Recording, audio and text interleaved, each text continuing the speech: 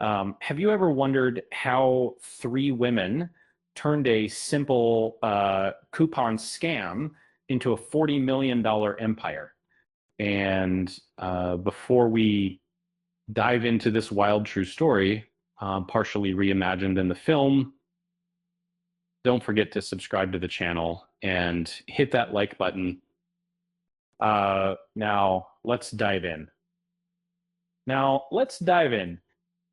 um, the tale begins in the suburbs of Arizona with three women who masterminded one of the largest counterfeit coupon operations in US history. If you've seen Queenpins, you probably know the characters, Connie Kaminsky and JoJo Johnson. Um, but here's the kicker. These characters were inspired by real people. In reality, the masterminds were Robin Ramirez, Marilyn Johnson, and Amico Amy Fountain. However, their true story is far from the glossy, humorous narrative depicted on screen. Um, um, let's start with Robin Ramirez, the ringleader of the operation. Imagine this.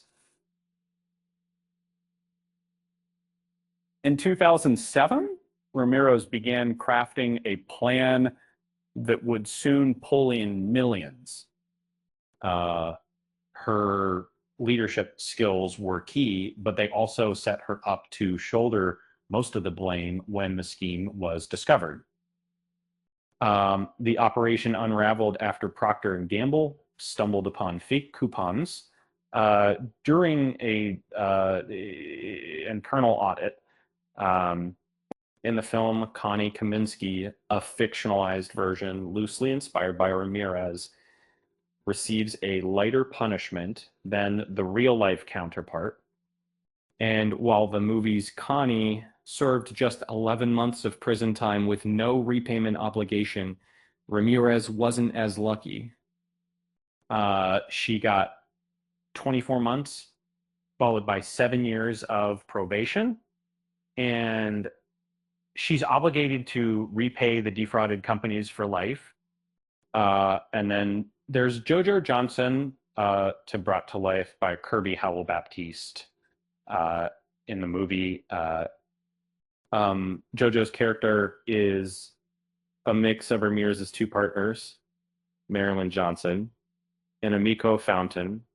In real life, Johnson and Fountain turned against Ramirez, testifying in court and pleading guilty to one count of counterfeiting.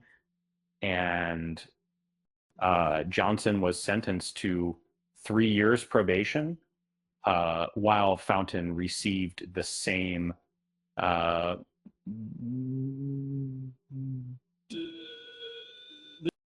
after serving her time, Johnson found a job far removed from anything resembling coupons, unlike JoJo in the movie, who resumed scheming overseas with Connie.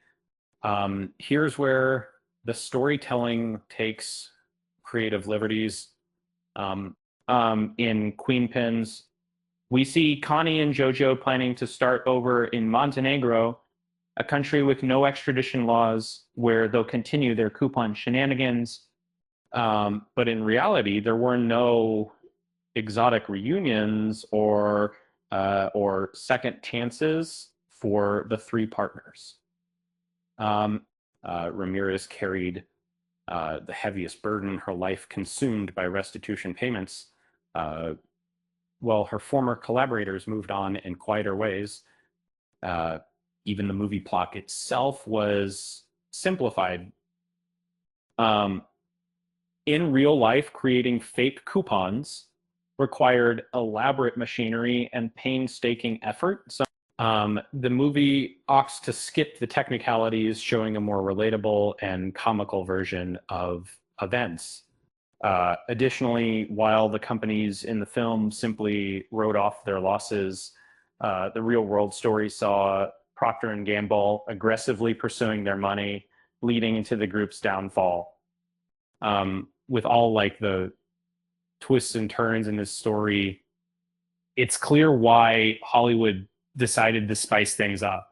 After all, who doesn't want an entertaining narrative about moms scamming corporations? Speaking of scams, here's a joke for you. Why did the coupon scammer become a musician? She wanted to redeem her notes. With that said, thanks for watching, and until next time, hey.